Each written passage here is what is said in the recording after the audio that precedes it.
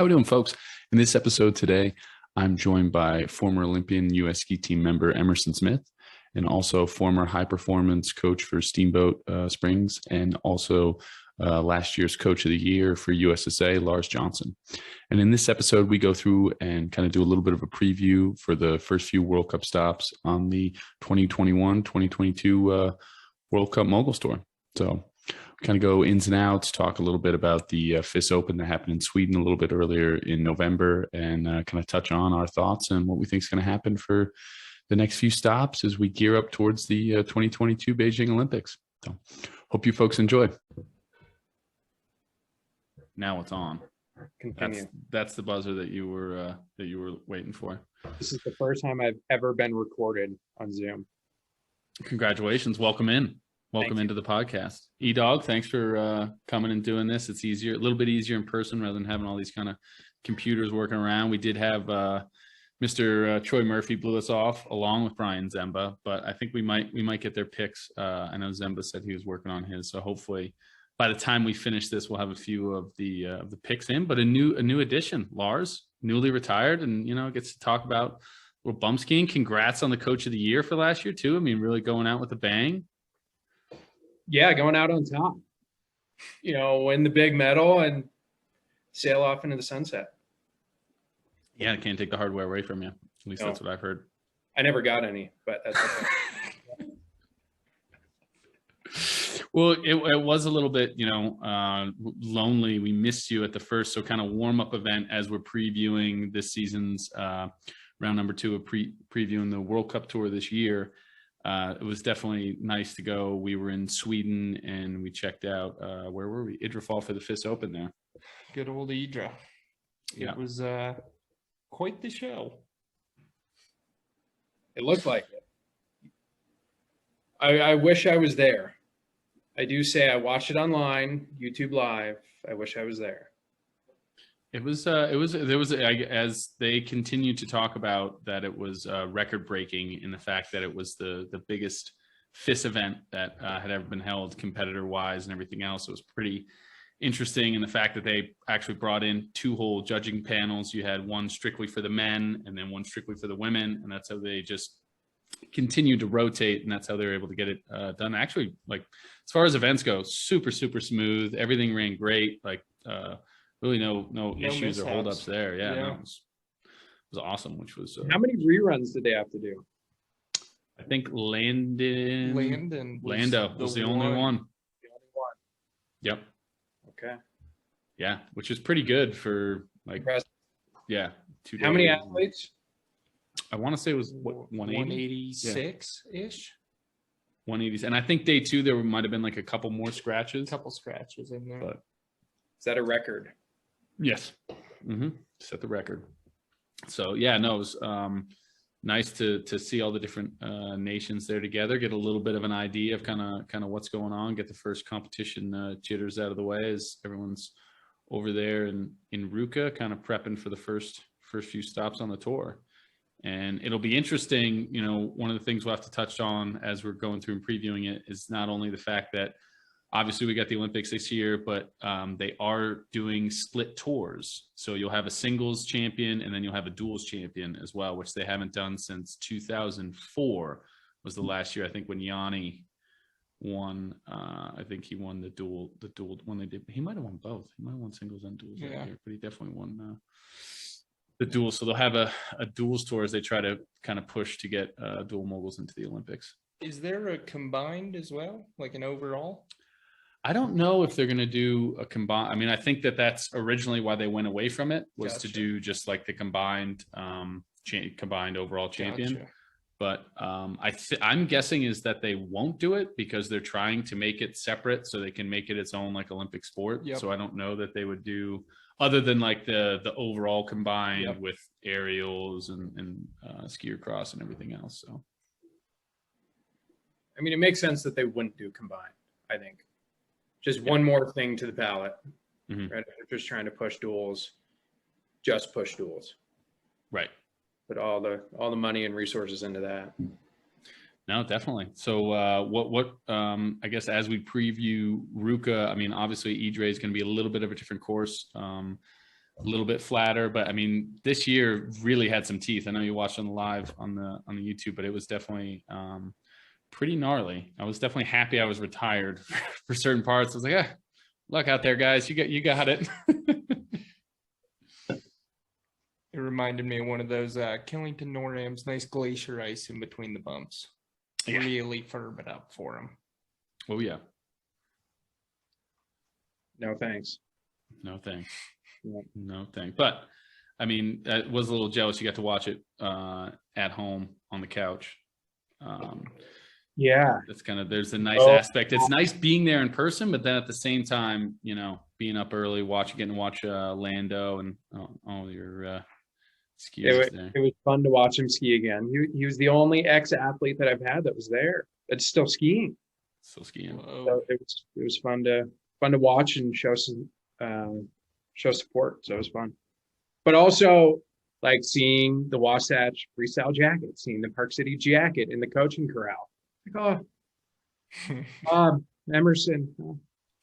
So a little bittersweet. Bittersweet. But then you come on and get to talk about it a little bit, you know, which isn't a bad thing. A little bit there. And so yeah, I mean, one of the things I think we definitely need to touch on is obviously Cole McDonald went out, skied well, crushed it, and moving on to Ruka. That was really fun to watch. I mean, I think Akuma's skiing really well as well on the men's side. Walter coming back from knee injury. I thought he skied at a really high level considering he had, you know, taken some time off and everything. He was really, really exciting to see, you know. He missed a full season, a little bit more, season and a half. Mm-hmm. I mean, he came out pretty much same old Walter. Yeah. Fast, burly. So it was hard to tell if it was kind of, you know, classic Walter via, you know, the TV, but you guys there, you think he was kind of classic Walter, full steam, fast? I thought he was skiing. I was up top for actual like contest runs, but like obviously going through watching training and as people were sectioning up and everything else, I thought he looked pretty good for sure.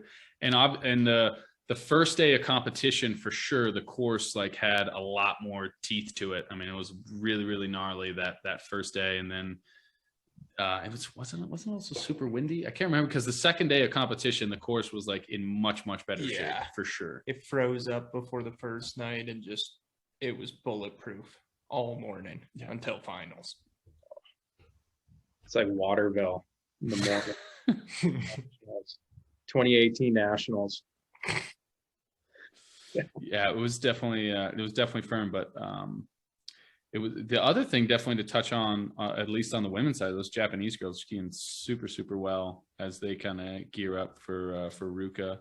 That was definitely Lemley was skiing really well. Yeah. Tall was skiing well. It was definitely it was nice in the fact that I thought it was judged quite hard as well. Like I thought it was like I was definitely happy with the judging because you know at some of those events it's always interesting, like early season, are you going to see like some 95s or something kind of like crazy like that? 50s, 60s. A lot of 50s, a lot of 60s. So that was, I thought, nice to see that, which I thought was pretty fair. And with the judging, I mean, hopefully that will continue in Ruka and kind of back to Idre and Alpe d'Huez as well. Well, I think it's definitely fair, but unfortunately you don't see it enough. So it's rare, unfortunately. Yeah, no, definitely. But yeah, what were your thoughts overall just from Idre? I mean, Cole, the hype train, you know, I'm on that. He the kid's got some skills going. I was impressed with him. I was excited to see Dylan go out there. You know, I haven't seen the guy do a back full since maybe 2015. And then I haven't seen like bottom air 10 out of him since maybe 2018. So that was huge. Like he was trying. Yeah. No, he skied really well too. Yeah. He was ripping. Akuma guy just gets more and more dynamic every year, which is insane. I don't really get it, but that was sick. And then, the women, those Japanese girls, I mean, they're pretty good. They're fast, tight. They're fast. Yeah. And they're throwing out nice DD as well. It's definitely and there's like 4 of them, 5 of them, that were all sick. Yep. No, it was definitely exciting to see. And then, did Yulia end up? Did she compete? She competed day one. She competed day one. And I think she messed up in qualies. Okay. If I recall. But she was there. That's the other one, actually. The younger Kazakhstan girl. Mm-hmm. Maybe Anastasia? I think it's Anastasia, yeah. She's pretty good. Did she get second day 2? I don't know that she did day 2. I'm pulling up the results right now, so you two chat it up as I'm looking. Anastasia was 39th the first day. I think she might have done well day 2. Yeah, I'm not seeing her. The first day it was Reno Moto, and then Haruka Nakao, and then Lemley was in third. Lemley was skiing really Yeah, she well was skiing too. well. Oh, that's right. Kisara Her Sumoyoshi. Her qualifiers run day 1 was incredible. She missed like 4 turns and still managed to get through there. Yeah, and in some of the training, it was definitely impressive. She's wrapping up that 10 and working on that, so that was definitely impressive to kind of see for sure. And Anastasia did finish second on day 2. Sorry, Lemley's throwing 10. Lemley was throwing 10 in training. Yeah, I mean, it was definitely fun to watch. Yeah, it was pretty sweet. And then she's got that kind of like loop truck up top, right? Yeah, she's got the loop truck, then like a Cork Japan. Cork Japan, she did a few of those. Got some tricks going. 15 years old. Not bad. Not bad. Not bad. You still bounce then, Yeah. You bounce, you bend. Bounce and bend. You do it again. Yeah. No, but she was skiing really well. I mean, it was fun to kind of see how they ended up breaking up the fields, because they ended up doing essentially off of your FIS seeding. You would go through top 30, and they would break it up by groups. So they just do group 1, the higher caliber athlete, and kind of just, I mean, I thought it was really smart in making it a safer event for everybody. You don't want Kingsbury or Walter or Kuma like hauling ass down the middle section, and you got someone that's got 2 FIS points and just like peer putting around. Like, there was not much room to exit on either side of the course. So really, yeah, no, I think they did a really good job. A couple through the fence. We did have a couple go through the fence, yeah. which was pretty entertaining. Yeah, no, for sure. And it was really another thing to touch on. They didn't end up competing, but we did get to at least see a little bit of their training. Were the Aussies? Yeah. And they were looking Brody and Matt, Jimmy too, Cooper. They were all looking. They all look strong. Men, women. I mean, Jakara. They were all looking really good. Brit. Jakara put out some sick stuff on the internet recently. Did she? Yeah. On the gram. That back mute, that cork mute. Oh, I did say the cork mute is pretty. Yeah. Yeah. Mm-hmm. Mm-hmm. Definitely. Yeah. Jacked. But, and then is Taylor O'Neill there as well? What women are there for the Aussies? I didn't see. Sash. I saw Sash. Taylor. Jakara, Britt, and I think Maddie Himber. Yeah, I don't know if she. I mean, they left the first few days we were there because it had been raining before we showed up. So kind of through the first few days, and then they went on to Ruka. Right, and she's skiing with her brother. Yes. Mm-hmm. Yep. So, what have you heard anything on the end from the ski team training in Ruka so far? Because I know they got a few days. Obviously, I think tomorrow is the first day for official training. Yeah, official training. I've heard some. I've seen some videos out there. Brad, looking like classic Brad, fast as ever. Big jumps, tight. He looks strong. Saw a lot of Morgan. She looked good. Saw little Tess. Tess looks sweet, doing a new cork 7. Oh, okay. Yeah. Nice. Yeah. I haven't seen that. Not much of the other girls or other guys there. Okay. Haven't seen really any video of them. But gotcha. I saw the King. Yeah. He looked good. I saw one of his videos in Ruka looked really, really strong. And then obviously training in Idre for the he didn't end up competing, but definitely get to watch him train. He was definitely skiing at quite the high level, and hard. Yeah, skiing well. And I think he's coming. It was actually really, really funny.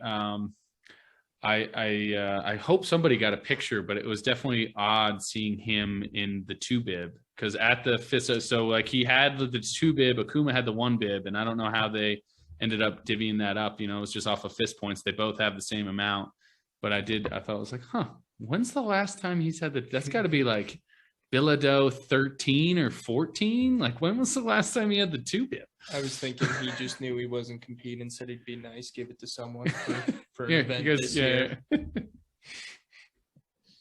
Or would they have gone off World Cup points from last year? Overall World Cup. They could have gone off of last year, because I think Kingsbury finished 6th, I want to say, last year. Akuma was 4. And Akuma was 4. That Yeah, could have been that could have been exactly what they ended up doing, for sure.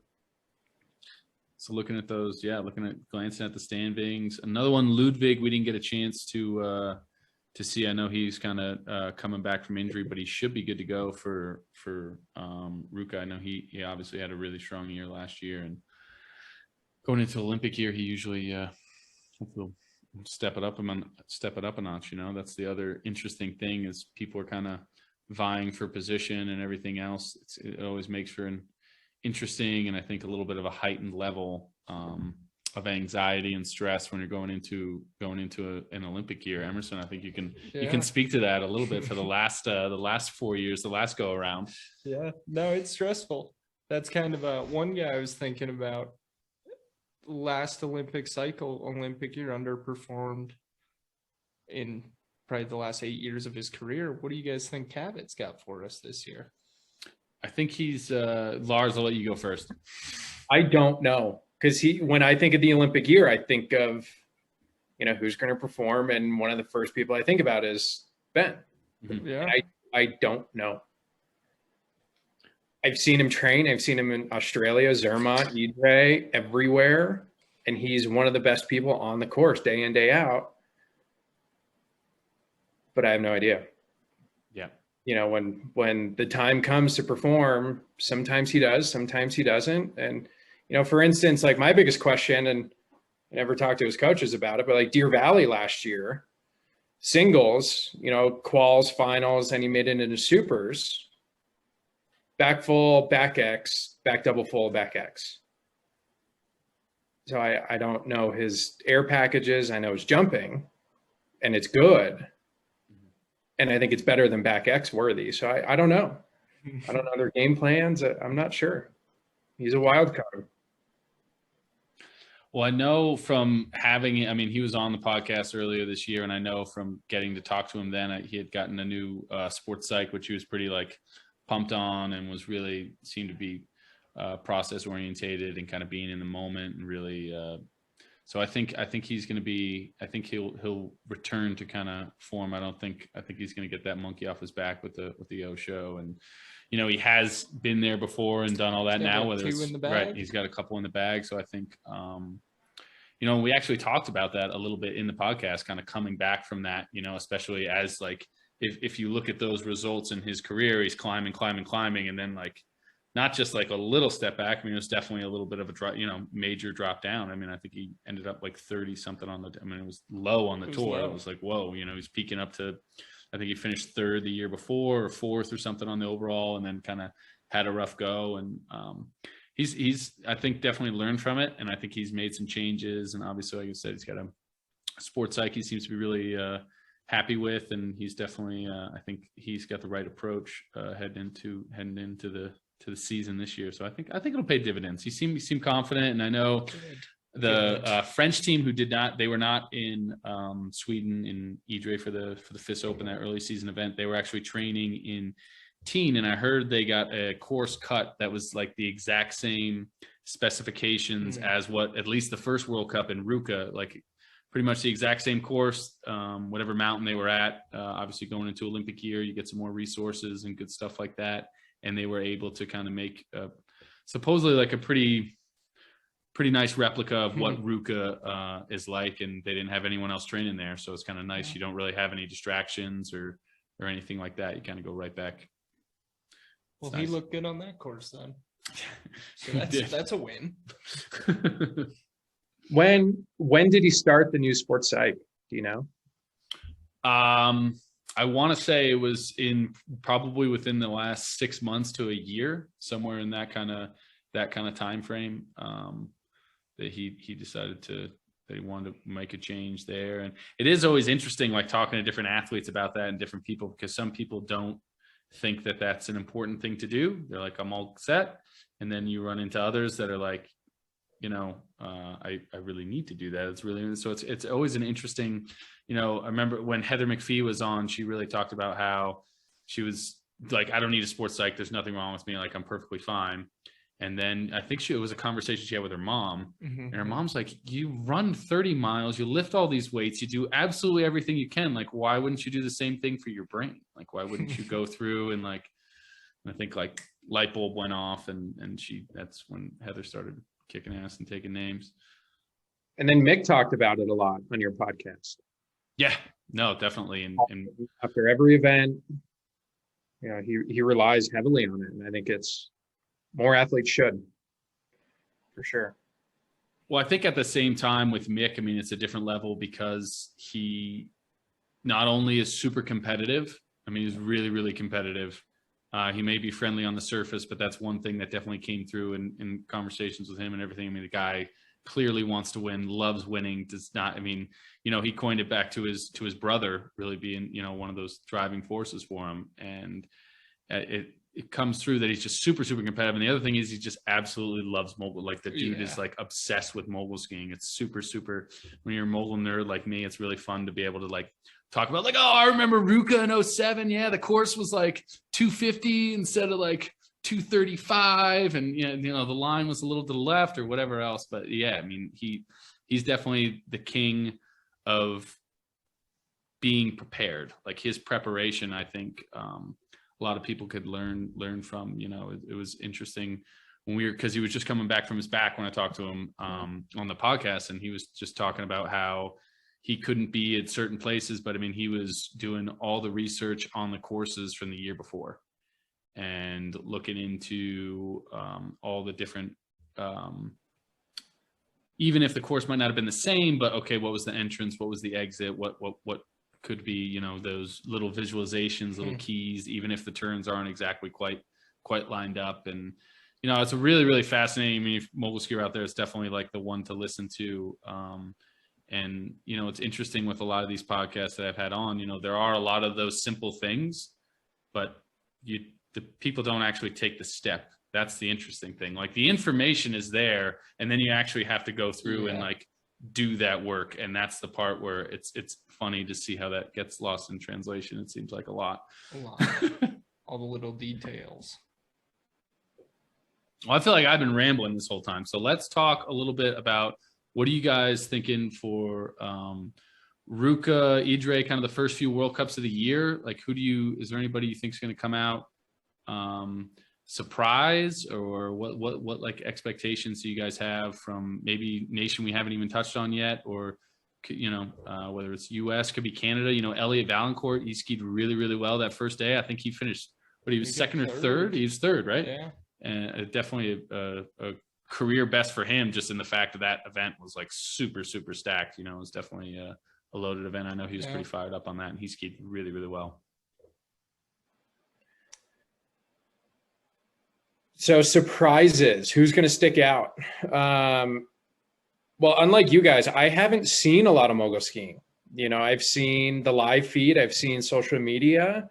Lando sent me some videos, but other than that, I've been pretty distant, from the sport and kind of seeing a lot of runs and seeing what's going on. So I'm really eager to kind of have this season start and kind of see where the nations are and who's had the right training and who's been doing what and who's able to perform at the start of 2022 and an Olympic year. So we kind of hit on it a minute ago where this is the mental year, right? It's not only are you physically prepared, but are you mentally prepared? So who has both packages. I think any other year you can maybe get away with a little bit of, unpreparedness when it comes to, the mental side. You can be young and you can, have some fire and do well.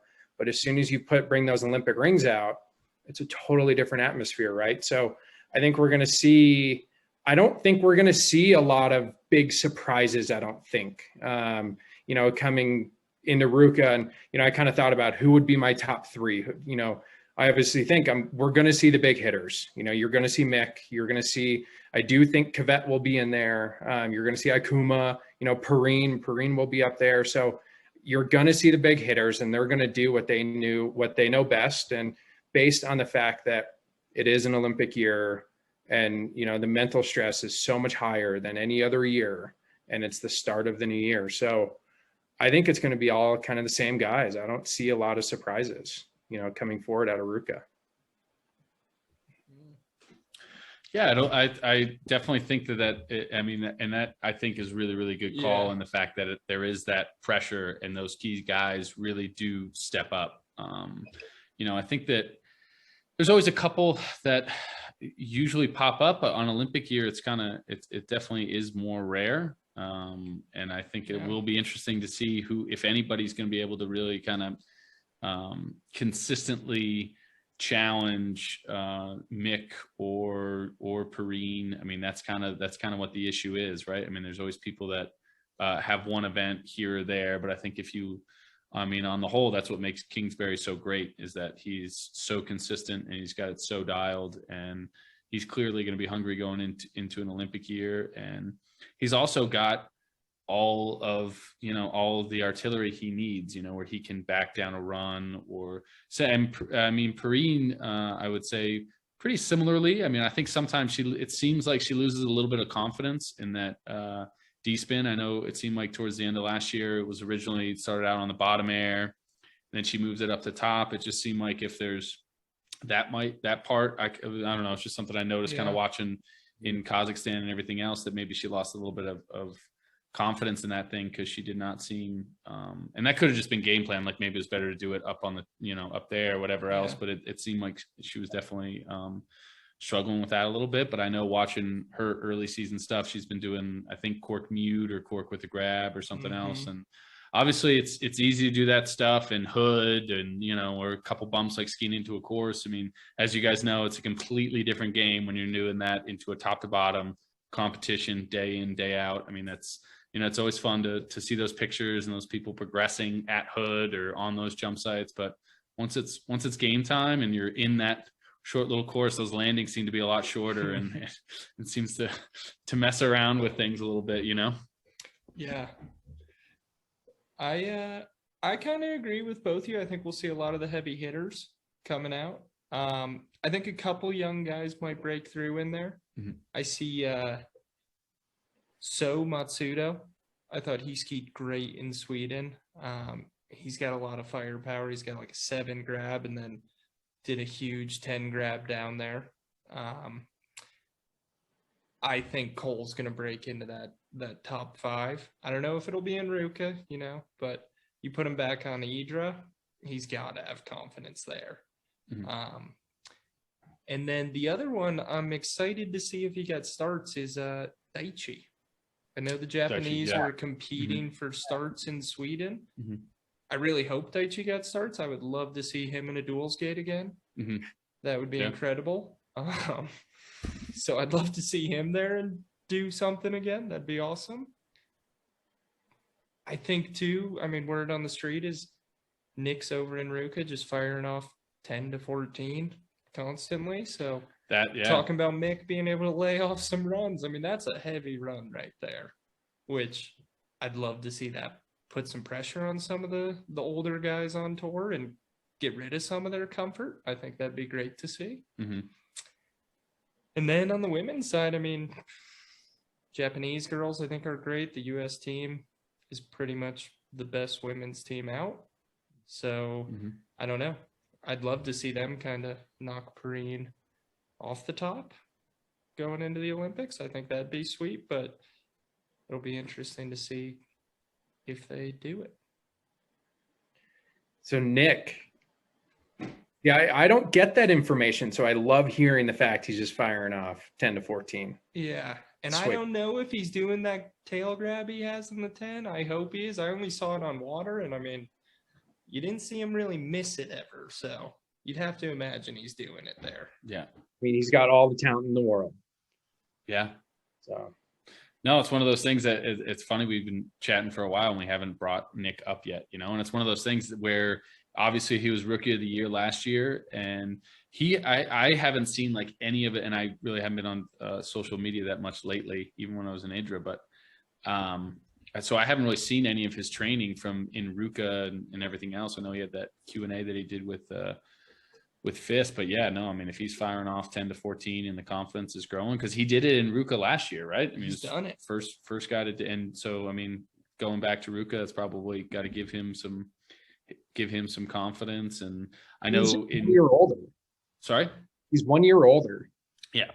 He's got one more year of World Cup under his belt, and he's done a handful of 14s in comp and however many in training. Mm-hmm. He's that much bigger, stronger. Yeah. Stronger mentally, physically. So yeah, it's gonna be really exciting to see if he's able to wrap that baby up. And the cork 10 tail, did he throw any in, because I saw Kingsbury did some on snow in Hood. I saw him doing some of those, and those were like the first 3 or 4, and it was pretty interesting how quickly that looked really comfortable. Yeah, it was like 2 reps and was like I have to imagine Nick is doing it. Right. To imagine, as good at jumping as that kid is, mm-hmm. I'd imagine he's had. I have to ask, how is Nick skiing? I didn't see his ski. Like I said, I haven't seen the 10 to 14 run, or I did not see his skiing. I haven't seen anything of Nick since nationals. Yeah. Because I mean, that's the kicker. I mean, if he's skiing well and he's laying those jumps down, he will put pressure on Mick, Akuma, those top guys to step up their jump package. Mm-hmm. We know Mick can do all those jumps. We know Akuma can do all those jumps, but they don't have to, because they can ski at a certain caliber, right? At top caliber. Nick can't. But if he's entering into that zone and starting to get some of those scores with his turns, he might turn some heads and start pushing some packages. So it'll be interesting to see how he's actually skiing, because he's going to jump. He's going to jump great. He'll land 95% of the jumps that he throws out there, right? If not more. But can he link it together with good quality turns? Right. And if he can do that, he's going to push the big dog. So we'll see. I'm excited to see that. I hope he does, because I'd love to see a gun show out there. Yeah. And I know just chatting with Brian Wilson a little bit with ski team, he said that Nick was skiing really, I didn't see any video, but he said Nick was skiing really well in Zermatt when they were on snow there. And yeah, it sounded like things were kind of moving in the right direction. And same thing, he's so young. So each year as he's more mature and everything else, you imagine as the jump-ins come in, those turns, that turn quality is going to get better. And I think the confidence, obviously winning US Nationals last year was huge for him, and talking to him on the podcast. And I think he's excited for the season coming up. I know he's been prepping super, super well, trying to do all the little things, all the little details that we touched on with Kingsbury. So, Nick is chasing him down. He's trying to chase him down. So that's what makes Ruka so exciting, because it's always the first one. I think last year when we went back and did this preview, I'm pretty sure we did not have Ludwig going in and being talked. I definitely do not think that was in there. I know we touched on Ludwig, but we didn't see him coming in and getting the job done last year. That's for sure. No. Mm-hmm. But I think it'll be interesting and a little bit unique, and we're starting to slowly get back to normal, right? In the fact of COVID, with last year was such an interesting year that they were even able to kind of hold a World Cup tour, and the fact of all the testing and quarantine and all that stuff. So it seems like, who knows? Omicron's just popping out. This is in the last couple of days. First case in California. Yesterday? When did that get announced? So I do know. I think those teams are still under some pretty strict kind of protocols on the road. You know, they're in their bubble. They're doing it. You definitely don't want to pop positive anytime near the games there. Yeah. 4 years down the drain. And I mean, and I don't want to be that guy, but it's probably gonna, if you statistically speaking, like numbers wise, you're gonna think. I mean, even at the last Olympics, there were people that definitely like popped or before or whatever. And so, I mean, you have to imagine that there's somebody out there that there will be a wrench in the plans of, you know, even looking back to the last Olympics. Where I mean, Jaewoo. Right. I mean, he was one that everybody was like, all right, let's see what happens. And then obviously totally out of the sport and the whole 9 yards. I mean, that was one that was like, okay, he's got potential medal, you know, medal potential being in the home country and all that stuff. And then he's out. Doing Jaewoo things. Who, for the women, who has the starts for the U.S. women? In Ruka? In Ruka, yeah. Jalen, Kai, Hannah, Tess, Morgan, Libby. 6. Okay. 6 girls, 4 guys, and then 3 got starts in Ruka, and all those other boys competed in Sweden. Yeah. So yeah, they left that last spot up for grabs there, and that definitely made added some pressure to that event for those boys too. They were definitely juiced up and jazzed up, and it was definitely is interesting. I'm also curious, and if it's going to make a difference at all. I mean, it probably won't for like a Kingsbury, but maybe it will. I'm curious if the fact that Akuma gets that start and gets the first kind of competition out of his system and going through the gates and everything else, maybe he's a little. Are you a little bit more prepared than going into Ruka of like, okay, qualies, finals, super finals, like you kind of get that some of those jitters. I mean, I know Kingsbury is definitely a vet, obviously, and has done everything, but I feel like there's always definitely, if you have the opportunity to get a start in and be able to work through some of those kinks, I feel like it's always definitely a good idea, especially if you're banged up, bruised up, obviously you don't need to, but I definitely think that I'm sure it's got to help Walter and everything going in. And I think Walter coming back, that probably gave him confidence to see he could still charge at that high of a level. Yeah. I mean, no matter who you are, no matter what sport, your first event back, you're going to have the butterflies, right? You're going to have the first event nerves, the first game nerves, whatever it may be. And, you know, if you get that opportunity, preseason games, NFL, right? It's kind of the same idea. You work out the kinks, you get the butterflies out, you're working at that pace. In mogul skiing, you get into a gate, you feel that pressure, but then you ski at competition speed and you ski at that level. So it's, you know, for Ikuma, I don't necessarily think that those nerves really play with him all that much, but I think he feels very loose and confident going into Ruka. He's done well there, and he's Ikuma.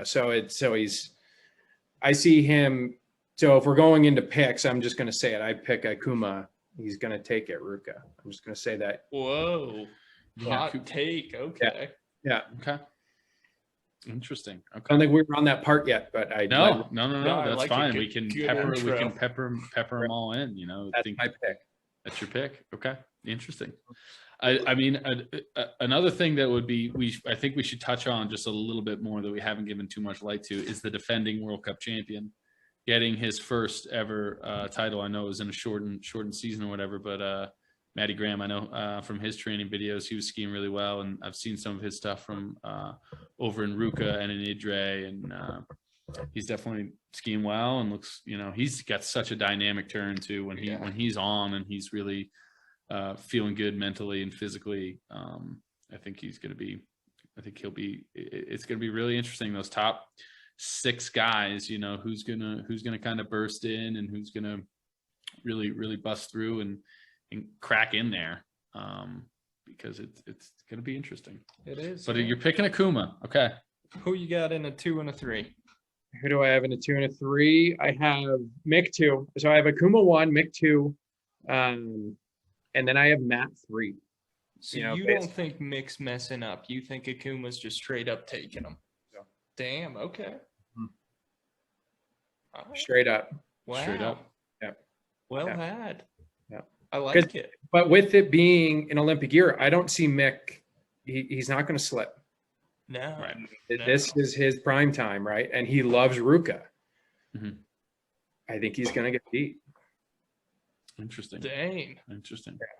Yeah. Well, I guess if we're doing picks for the guys for Ruka, I'm going Mick. I think Mick's coming back, and I think he's gonna hold the fort. I think he's gonna come down and get the job done. I think Kvet. I'm picking Kvet for number 2 in there. As you kind of touched on, mental game, everything else. I know it's something he's really been working, and I think he's going to be, those steeper courses.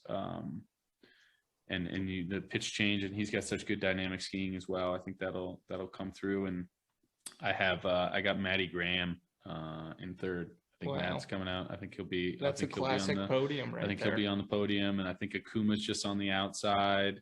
I think maybe a Nick or a Cole in the super final for first, something like that. I think some of the Americans will show through, but I think that just as Nick and some of those guys are learning, like everything steps up another notch when it's an Olympic year. Everything, as we've all touched on, everything's heightened more, and I think that those guys are not going to give an inch to any of those young guys coming up. And I think Brad will be right in there too. I think the Americans are going to have a good showing. I mean, they've spent some time there and they've gotten that training in.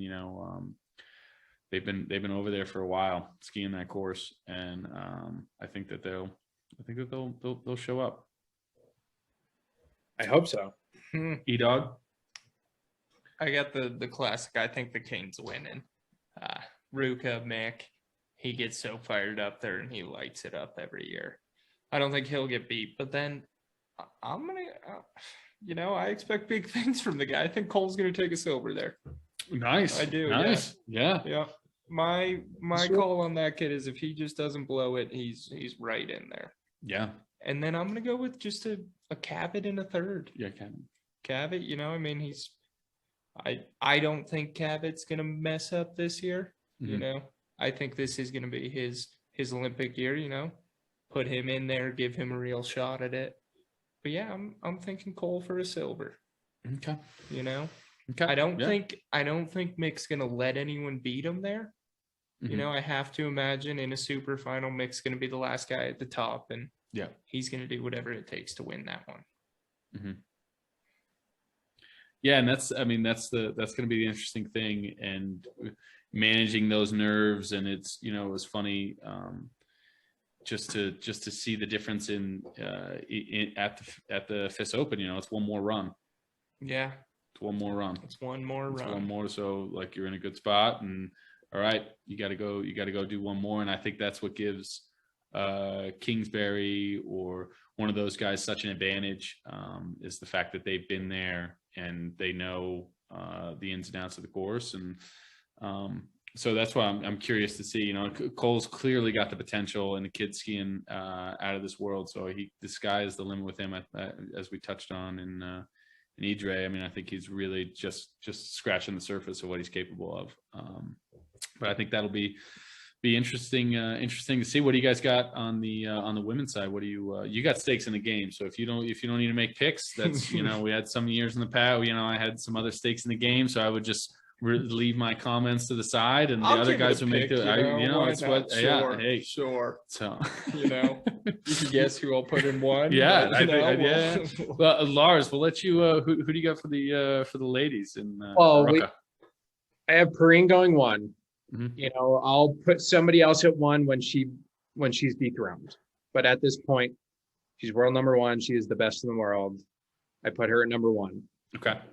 Again, Olympic year, mentality, mental game of the sport. I see her excelling really well. Yeah, I think she kind of flutters a little bit, like you hinted on a little while ago. But, I think, and same with Kvet too. I think that French team is going to be dialed. And they're going to be, I know Ludo, and I think he's got those guys in a really good spot. So I see Perrine going number 1. Love Japan, love Yane. I see Henri going 2. And I struggled with 3. I can see, Morgan, Hannah, Kai. I can see some really good Americans kind of breaking into that point. Hannah being number 3 or finishing 3rd on World Cup last year. It's hard to pick one into that 3rd spot. So I'm going to go with an American, and I'm going to go Hannah Soar 3rd. Nice. Okay. And I haven't seen a single run from her since I like it. I like the ski pick. nationals. She didn't even ski nationals. No. Nope. No, I don't know when I saw her. Kazakhstan, maybe. I think, right? Yeah, Kazakhstan. Yeah, because she ended up finishing 3rd. That was the last. Yeah, because they didn't do They didn't do the last Duels day or whatever got canceled. Right. I think. I think that Henri is going to win. I'm taking Henri to start the season off with a dub. She was skiing really, really well. Nice and dynamic skiing. I think that I'm picking Morgan for 2nd. I think Morgan's going to finish 2nd, and I have Jakara in 3rd. Whoa. Got Jakara in 3rd. I think I'm like I said, the tail end of last season, Perrine had me a little bit. I think she'll be in the super final, but I think there could be some mistakes there, and that's the fun part of making these little previews. She can make me eat crow in a few weeks when we talk about it. Just like Ludwig did last year. Didn't see that one coming, but I'll eat crow later. That's fine. I'm happy to do that. But yeah, I think Henri's skiing really, really well. Jakara looked like she was skiing well, and I know Morgan's skiing really well. And when she's back, she skied great at nationals when she's on. And I think especially with her, as we've touched on in other prior podcasts and stuff, when the lights are on, that girl shows up. So I think that will continue. That's my and I think that Americans will stack in there. I could see us being like 5 through 8 or whatever. Just right in there, littered. Curious about Kai, because Kai is so young. I'm curious if the nerves are going to come through. Big first Olympic year, big pressure year. So that's kind of something I'm. Fall a couple days ago, didn't she? Who, Kai? Yeah, I saw something on her social media where it was a video of her fall. Oh yeah, okay. Yeah, I saw that. It didn't look fun. No. So I guess that's the thing about being young and limber. You laugh those off, But based on my picks for women, Hannah, have you guys seen her ski at all? I have seen nothing since Snowbird spring training camp. Sweet. Just a shot in the dark. And I like that call. I do, Yeah. Yeah, I haven't, like I said, I haven't seen too much. Obviously she had a great year last year, but I'm curious. Another one, Jalen's such a gamer too. When the lights come on, that girl usually always ends up going top to bottom and stacked right in there. And same thing. Hannah's the same way. So I'm just curious. But the one I'm questioning a little bit is like, okay, Kai, she had some great results, and she's a great skier. She's just starting to scratch the surface in her own right. But I am curious, like Olympic year, how is that pressure going to be, and what, how is that dynamic? She can, like I said, I can eat crow in a couple weeks on that one too. Yeah. But You talk about Jalen too. Last Olympic year, she showed up number 1 bib. Yep. Yeah, the 1 bib. She was wearing 1 at the game, so I think you'd have to expect her to come out and compete these first 3-4 events. She definitely wants redemption. Yeah. When you show up to number 1 at the Olympics and you don't win, you're pissed. Yeah. Right. That's a failure in its own right.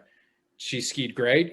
Mistakes happen. You wouldn't call it a fail, but to yourself, you would call it a failure. And she has redemption. She has fire. I haven't talked to Jalen. I haven't seen her, but that's what I would expect. She's going to come out and she wants redemption after 4 years ago. Yeah. I think with all those U.S. team girls, I'm excited to see how it shakes out. Those 6 on World Cup are all really good. And then you talk about something like U.S. selections, like, do we have a Liz Lemley coming and knocking on all their doors? Yeah. That's another one coming in. That's another, that's another one definitely it's coming in down the line. Lemley obviously skied great, and Phil's got her firing on our cylinders for sure. She ended the year well, and Super good skier for sure. So it'll be interesting. Got the talent there, but I think nerves will play a role in that as well. I mean, she's so young, and that's the other thing. I mean, just so young. Those nerves, or sometimes you're too young to notice the difference, and you're just like too naive and like, haha, whatever. Like it's all good, but like those nerves definitely. I think on the young side, we saw a little bit of that in Idre on day 2. I mean, not nerve side, she did a great qualifiers run and just kind of fell over on a bottom air. It was a great trick, just a little bit of that landing got her. I mean, she is what, 15? That's a little part of it, I think. Yeah, no, definitely. It's all part of the, and so we'll say, I mean, for the next preview in there, I mean, well, I guess as we touch on, we move to, I guess, Idre. I mean, it's hard to know. First one will set the tone, but I think we should at least touch on Idre and Alpe d'Huez and the fact that there are going to be duels there.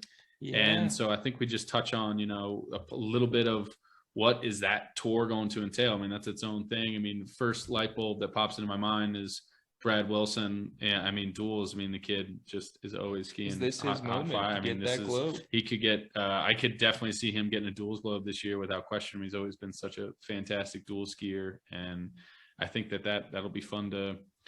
I mean, obviously, if Daichi gets a World Cup start, the kid knows how to duel. I'd love to see those two go at it. Yeah, That's one exactly. I would love to see them get in the gate again. That'd make my year. I didn't know they were doing, separate singles duels here. So that's finally, I'm excited for that. Cool. Yeah. And it, for somebody like Brad, like he knows he's, maybe he's not going to win the globe for singles, but he sure as hell knows he can win that globe for duels. That brings. Oh, absolutely. Yeah. That brings some guys who are kind of in that, top tier, middle of the pack, that brings some fire. So that's what we love about duels, right? So now when you give it a little, you can win something out of it. It's going to bring that much more. Yeah. And especially like, what is it? That first duels event is in Idre? Yeah, I think the first duels event is Idre. Yep. Did Bradley tie for third there last year? Him and Cober. Yep. And I mean, those are like, there's some guys out there that are incredible dual skiers. Like, wouldn't really want to see them when they're on it that day in a gate next to me. I think this year, I mean, like, you got a Cober, you have an Oscar Olafson, Brad, like, Oscar. That's got to be incredible for a lot of these guys going into this season. Like, it's its own title on the line. Yeah. Let's see Brendan Kelly. He's the name that I've been thinking about. How's he doing? I haven't seen some jumps, but he's a big. I could see him doing some things. He's an interesting one to me. Yeah. I mean, Deer Valley. Oh yeah. What, round of 8? I think. Yeah, no, he knocked Takuma out, right? Right. Yeah. Straight up. Yep. Just beat him, which is impressive. And then he get a 4th at World Championships. I think he did. Yeah. No, I think he was like 4th or 5th at World Champ. I mean, those duels create such a interesting name in the game. That's for sure. But yeah, I mean, was Brendan 4th was it duels or was that singles? I think he might have been singles. I think he finished up there in one of them. Yeah, I think it might have been singles, but he seemed to be. I didn't really get a chance because I don't think he competed. I think he took a hip check in one of the training days and then was just resting till Ruka. Right, because I thought I saw him so he pulled the plug. But Elliot, again, he skied really well and he showed out. I think we touched on Dylan. Dylan skiing super, super well. I think he'll be excited. Yeah, they say dropping an arm, wrapping it up. Oh, and, yeah. I think that'll be, and he skied really well in Ruka last year, right? He did, yeah. 4th, 5th last year. He had a really good result. Yeah. I'm excited to see him this season and see, I mean, he's a guy, I don't think the nerves will get to him. He's going to go out there and do his thing. And I mean, he's got nothing to lose. Nothing. Right. And if Idra was, Idra was a great showing for him. I mean, he skied a couple World Cups there and I don't think he's come anywhere near a final. So to go to that event there and put up some of the highest turn scores and actually get jump scores there, like that had to be a huge confidence boost, knowing he's going back there. Yeah, no, definitely. So what do you think his trick package is going to be in Ruka? He's going to stick with the full up top, or is he going to go? I don't know. I think you'll see, or I think you'll see it round around. I think there's a chance in a qualies you might see a full to a 7. yeah. In a final, you might see maybe a 7 and a 10 or something. I think he's one that he'll adapt and play it round around. And if one trick's getting a score, he'll add more DD somewhere else. And I don't know. That was cool to see because normally his trick package, that was his throughout days. Right. And for him to add more DD and do different tricks, I think he'll kind of just be a wild card out there, I'll call it. Love to see it though. Yeah, no, definitely. And that's always one of the things that's so hard looking in is what, and I think especially like as a coach to an athlete or whatever else, like having to make that jump to, hey, if you want to be here, this is what you need to do. Like your like full D spin or whatever that run may be has gotten you to here. But if you're planning on continuing to go up the ladder, like you have to be able to continually improve because that's clearly not going to get it done at the next level. And as you move up, I mean, it's the same thing on the girl side. Like you need to be able to be doing a cork 7 at a minimum. Like that has to be part of the package. And as that, like, you touch on Lemley, you touch on these other girls. I mean, 10s, all that stuff. I mean, it's coming in competition within, Olivia Giacchio has already done it in competition. I mean, granted, it was a run with crash or whatever, but I mean, it's already like, it's coming. Give it another 4 years and you'll have someone that'll consistently kind of be able to do it, for sure. So I think it's one of those things where you have to figure out how to take the step and take the setback in result because that's inevitable. I mean, not everybody, those results are going to take a hit at some point when you're bringing in new DD, new packages, stuff like that. You have to be able to, take it on the chin for a little bit until you're finally able to get some consistency and confidence in the new package. And it seems like, Elliot's starting to figure that stuff out. And once you do, like, it's amazing. So maybe that's part of the reason he's had some of those, kind of setbacks in the past is the fact that he's just kind of building and kind of stepping into something new because sometimes it's a struggle. That stuff takes time. Yeah. That's I'm glad you brought up Livy. That's one I'm excited to see her air package in Ruka. She's like, is she going to come out and go full to 10 or 7 to 10 and just, I mean, she's the best female jumper in the world. So like you gotta go with hopefully she's been putting that on display. You would assume if that's what you got, like you as you guys all know, like you go to what you're best at. Like if you're known as a jumper, then like bring it. So hopefully she, part of that's hopefully she's been training that. Hopefully the numbers, I haven't seen much of Olivia's training at all, so I've kind of no idea. When it comes to Olivia, I don't. There's two things that I worry about with her runs: ski out of top air, which I worked with her a little bit. My last day coaching last year was with Livy, and we talked a lot of exits, and she's very understanding and she's so knowledgeable, about the sport of mogul skiing and tactic to be had. And, if she goes in with the right tactic, don't count her out. And I think, and she knows how to ski. So one is exits. Can she hit her exit and can she ski fast? She's historically slow, but she's historically the best jumper. So can you combine speed with air? All of a sudden you have a really high scoring run. So I'm excited if she has the right tactic and she's mentally prepared. Livy's going to be a good one. Yeah. And it's going to be cool to see. And she has it all. She can ski fast. She can hit exits. She can jump. She has good turns. Put that all together. And if her headspace is clear, she's a force for sure. But I mean, shit, add it to the whole US list. So no, definitely.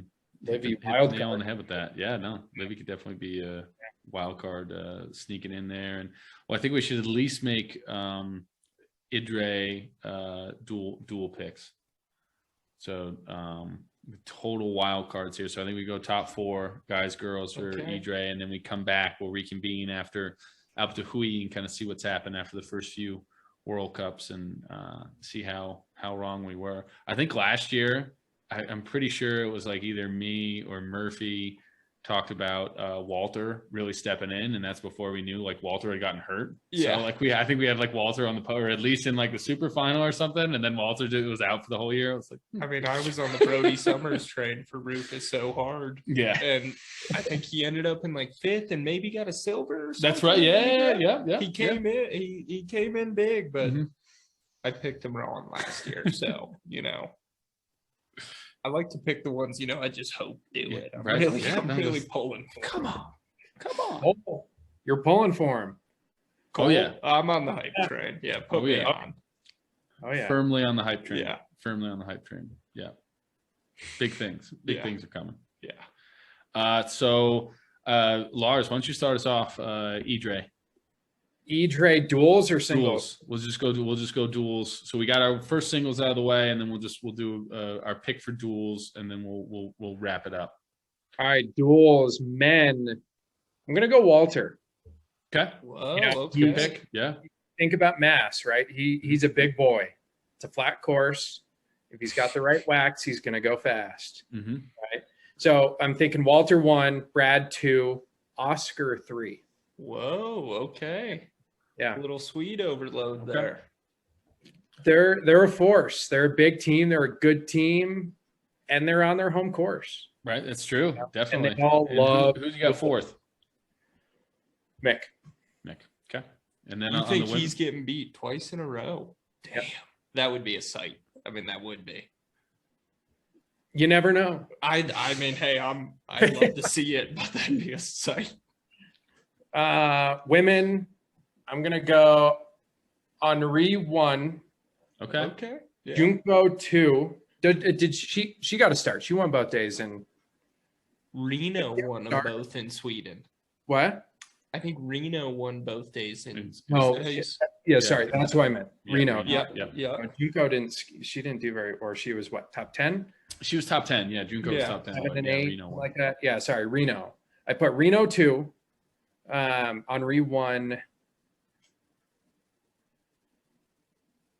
I go J3, Kai 4. Okay. I like it. Okay. Gotcha. I'm gonna go with I think Mick's gonna win. First duels event back. It's easy. I'm really going out on a limb with that one, but I think that I don't think anyone's gonna be beating Mick. You did steal my thunder with Walter because I have Walter coming in second. I think as you touch on home course, all that stuff, I think that definitely helps. And then I got Matty Graham in third. Nice. He's a good dual skier, and I got Brad in 4th. If it would have been that next group, I think Kober is going to start to sneak in, and I do expect him to come out. I mean, he's a really, really good dual skier, so I expect Kober to kind of. I would not be surprised if he podiums either at Idre or at Alpe d'Huez in France or whatever. I would definitely not sleep on him at all. Love to see. On the women's side,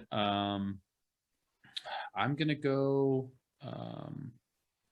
I think that I'm gonna go Jalen. I'm gonna go Jalen with the win, and then I think that Perrine will finish second because she's usually a pretty good dual skier, and I think Henri will be third, and then I'm gonna have Sor Hannah in 4th. Yeah, Nice. I'm a little opposite of you on the girls. I'm going to go 2 American girls, 1, 2. I think they're going 1, 2. Love it. So I'll call Morgan Jalen. Okay.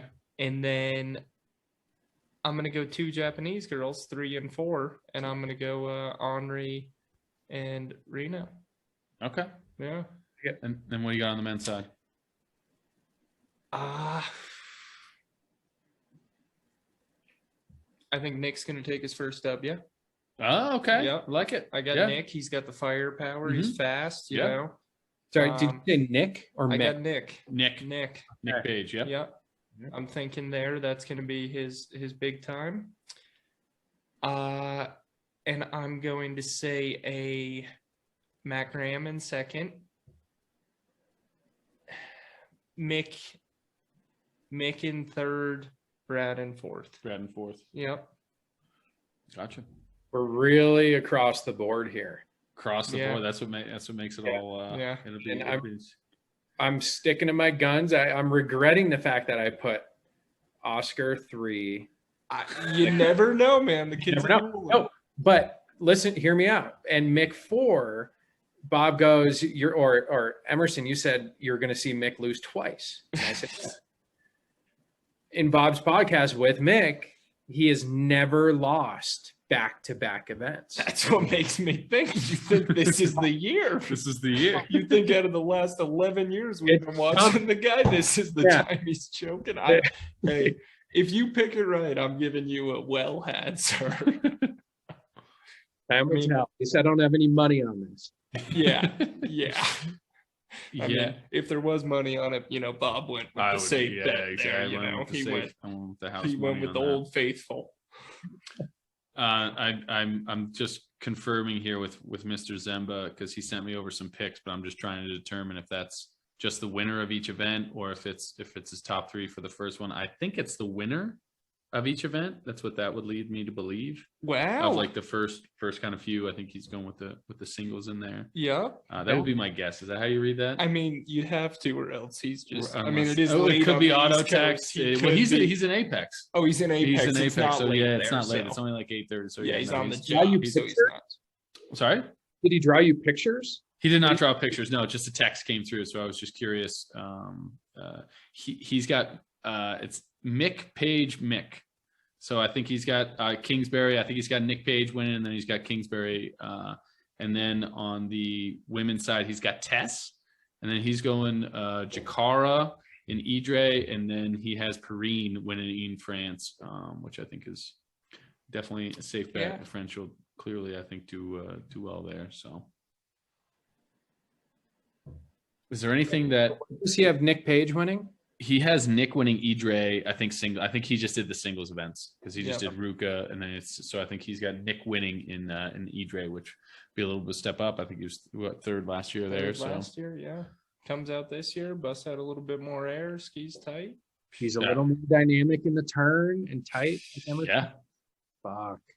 Yeah. No, that'll be tough. That'll definitely be tough to beat. But either way, it's going to be exciting to see how it all plays out. We'll have to reconvene here in, like I said, in a few weeks. But is there anything else you guys think we need to touch on before we put a bow on it and wrap this thing up?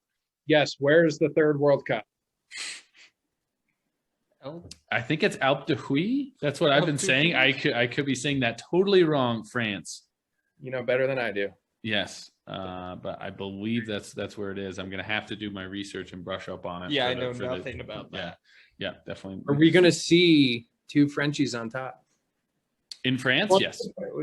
Yeah. If so, I'd love to be at that after party. It's a 2-day event, so you got singles and you have duels. I think that you will. I think I could either see Cavett winning one of the days, and then I think Perrine could sweep there at the home crowd. Everything else. Do you guys, just to touch on, do you guys think anything from Dimitri this year? He looks pretty beat up. He definitely looks like he was having a rough go. And I mean, power to that guy at his age, still barreling down. Still getting it done. Yeah, I mean, he made finals. He was. I was surprised that he decided to wrap up 10 on the bottom air, which I feel like he's had so much more success doing 10 up top, and then skiing into that. But he switched up the package and had a little bit of trouble there. But I was still going out. Sending it, and it looks like he's beat up. He seems like he's beat up. He's gonna pull in one podium before the games, right? I mean, you gotta think one. He'll come out. I don't see it. Not one, huh? Hey, what do you guys think about Yulia this year? I think Yulia is gonna have some podiums. I think she's got a better chance, but I mean, shit, she's beat up. She's on the old. She is beat up. I think that Anastasia is I think she's the new face of women's Kazakhstan. That's what I think. What was she doing for tricks? Back mute, right? I think back mute and maybe cork. Yeah, I think. Okay. Yeah. But I think with Yulia and it's so impressive to watch and how tight she keeps the presentation of her entire run. I mean, it might be a pivot slide back and forth the entire middle section, but there are literally no separations the entire run. And there's no separation on the front, like truck that she does super narrow, same thing up top, like that part. I mean, it's really hard. You can't take anything away from it. I mean, that's what's super. I mean, it's impressive. Like pants. What do you say? You can take the magnets out of the pants. Hey, that's legal. Yeah. No, she stays tight though. Stays tight. She does. Yeah. Anything else we need to wrap up on? Is there anything else that we missed that you guys can think of? Lars, anything come to mind? No. All I have to say, it was a pleasure to talk some shop. Yeah, it was good. It's been a while. Yeah, it has. Yeah, Bob, thanks for having us. Yeah, absolutely. Yeah, we'll have to do this. Talking moguls. Talking shop. We'll do this again in a few weeks when we can see how wrong we were with all of our picks. Yeah, hopefully not. Hopefully not. Hopefully one of some us of those. was right. I think that hopefully the US shows up. I mean, we spread it out quite well, so I think one of us has to get a couple. Right. Yeah, I think so. You'd help. I think the Kings gonna return to form. So yeah, I'd expect nothing less. All right, boys. Well, cheers. Cheers. Lars Bars. Great cheers. Chatting with you. Yeah. Thanks again, and we'll do this again soon. Ciao. All right. Bye, everybody. Thanks for listening.